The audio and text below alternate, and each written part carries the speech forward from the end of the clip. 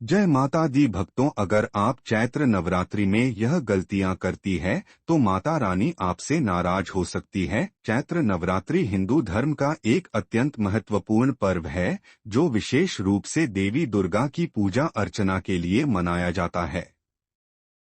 यह पर्व विशेष रूप से भारत में बड़े धूमधाम से मनाया जाता है और इस दौरान भक्तगण अपनी धार्मिक आस्थाओं के अनुसार देवी माता को प्रसन्न करने के लिए उपवास, साधना, व्रत और पूजा अर्चना करते हैं।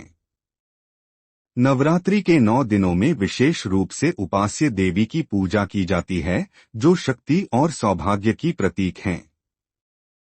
लेकिन इस पर्व के दौरान कुछ गलतियां होती हैं जिन्हें करने से देवी रानी नाराज हो सकती हैं और इसके परिणामस्वरूप भक्तों को अपेक्षित लाभ नहीं मिल पाता।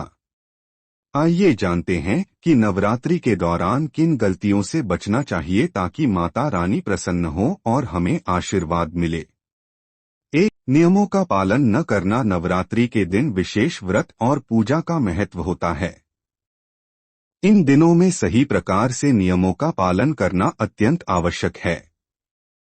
पूजा में शुद्धता और शास्त्रों के अनुसार विधि विधान का पालन करना चाहिए।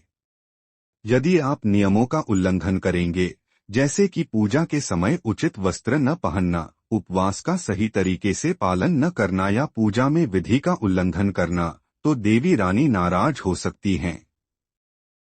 पूजा में समर्पण और श्रद्धा होना चाहिए और कोई भी काम मन, वचन और क्रिया से शुद्ध होकर करना चाहिए। 2. झूठ बोलना और कपट करना। नवरात्रि के दिनों में हर प्रकार की झूठ, कपट और धोखाधड़ी से बचना चाहिए। यदि आप पूजा करते समय या व्रत के दौरान किसी प्रकार का झूठ बोलते हैं या दूसरों के साथ धोखा करते हैं, तो इससे देवी रानी की कृपा प्राप्त नहीं हो सकती। इन दिनों में आपको सत्य बोलने और अच्छे कार्य करने का संकल्प लेना चाहिए। झूठ बोलना और असत्य बोलने से न केवल धार्मिक नियमों का उल्लंघन होता है, बल्कि यह मानसिक शांति को भी भंग करता है। 3. व्रत का पालन ठीक से न करना। नवरात्रि में उपवास का महत्व है, लेकिन बहुत से लोग इसे सिर्फ खाने के लिए एक बहाना बना लेते हैं। अगर आप उपवास रखते हैं, तो उसे पूरी श्रद्धा से रखें। यदि आप उपवास के नाम पर झूठा व्रत रखते हैं या बीच में अपने व्रत को तोड़ते हैं, तो यह देवी रानी को नाराज कर सकता है। उपवास का उद्देश्य आत्मा की शुद्धि और देवी की कृपा प्राप्त करना होता है। यदि आप सचमुच उपवास रखने का मन नहीं बना पाते, तो व्रत न रखना भी बेहतर है।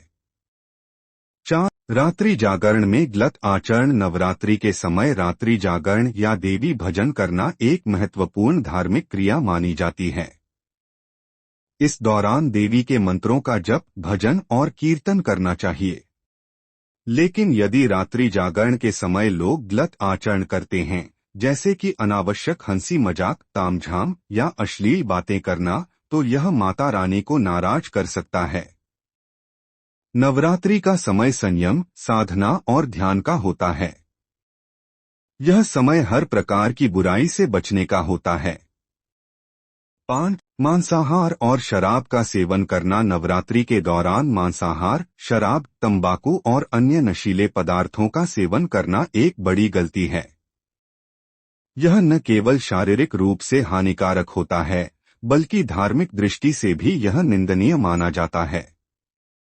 देवी के आशीर्वाद प्राप्त करने के लिए आपको अपनी आत्मा को शुद्ध करना होता है और इसके लिए आपको इस समय संयमित आहार लेना चाहिए। माता रानी के प्रति श्रद्धा और सम्मान का यह सबसे महत्वपूर्ण रूप है।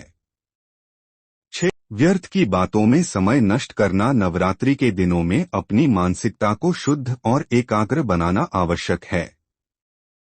अगर आप इन दिनों में व्यर्थ की बातों में अपना समय नष्ट करते हैं, जैसे कि गॉसिप, झगड़े या बेकार की चर्चाएं, तो यह समय का अपव्यय होगा और इससे आपको कोई आध्यात्मिक लाभ नहीं मिलेगा। देवी रानी का आशीर्वाद प्राप्त करने के लिए आपका मन शांत और एकाग्र होना चाहिए। नकारात्मकता और मानसिक अशांति से बचने की कोशिश करें।